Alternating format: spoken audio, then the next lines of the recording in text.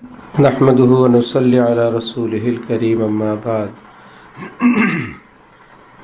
নামাজের গভীর দায়িত্ববোধ, নামাজে খুশু বা একাগ্রচিত্ততা। অতীত বুজুর্গানে দিন নামাজের ওয়াক্ত হবার সাথে সাথে মহান আল্লাহর সম্মুখে হাজির হওয়ার জন্য আগে ভাগেই সার্বিক প্রস্তুতি গ্রহণ করতেন। কোনো কোনো বুজুর্গের মধ্যে ওজুর সময় থেকেই আল্লাহ পাকের বড়ত্ব ও মহত্বের নিশান প্রকাশিত হতো।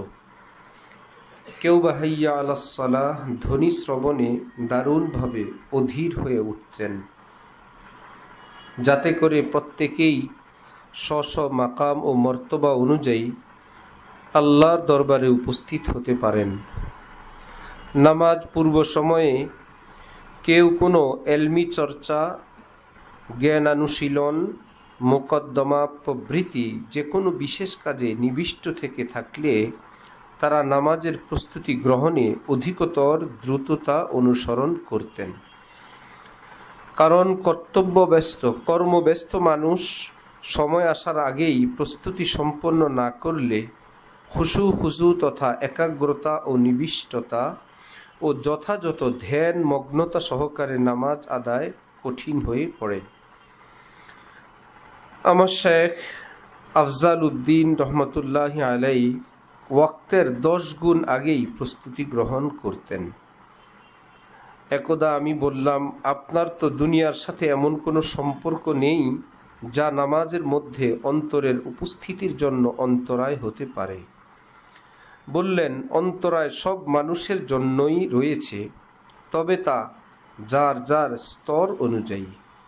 নামাজ পূর্ব সময়ে সালিহীন মুত্তাকিনের সম্মুখে যদি হেজাব বা পর্দার ব্যবস্থা না থাকত, তাহলে নামাজের মধ্যে তাদের চেহারায় ভীতি ও পরিবর্তন ফুটে উঠত না। তাই হেজাব বা পর্দা প্রত্যেক ওলির জন্যই আবশ্যকীয়। এ পর্দা নামাজে দাঁড়াবার সময় দূর হয়ে যায়, ফলে আল্লাহর আজমত তথা বড়ত্ব ও মহত্ববোধ আরও বর্ধিত হয়।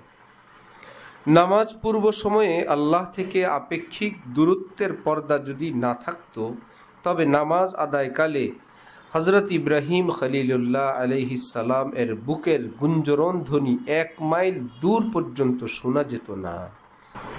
ইমানদার বান্দা সবসময় যেভাবে থাকেন, আল্লাহ এবং বান্দার মাঝে এক ধরনের পর্দা থাকে।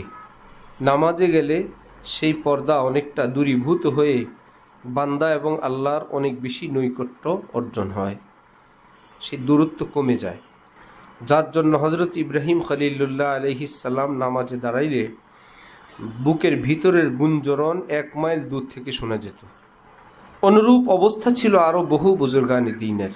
নামাজে তাদের অন্তরের আজমত ও মহত্ববোধ বহু গুণে বৃদ্ধি পেত, কারণ তারা তখন আল্লাহ পাকের সম্মুখে এভাবে দণ্ডায়মান হতেন যেভাবে গোলাম তার মনিবের সম্মুখে দণ্ডায়মান হয়।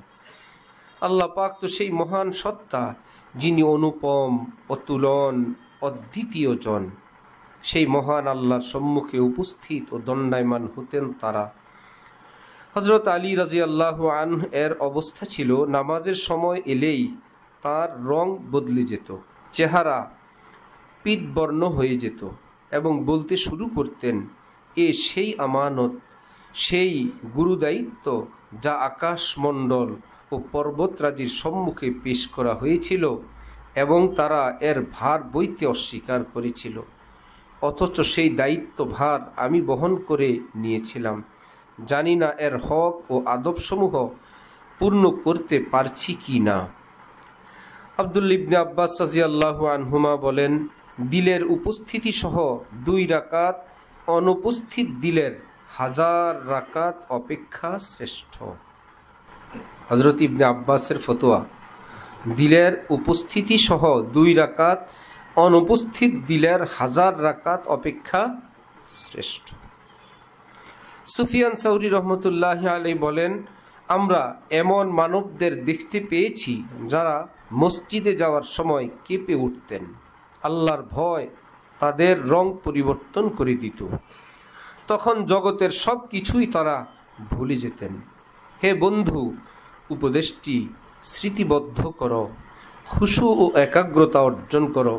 ইনশাআল্লাহ তুমিও ভয় ও শ্রদ্ধায় বিগলিত প্রাণের অন্তর্ভুক্ত হয়ে যাবে।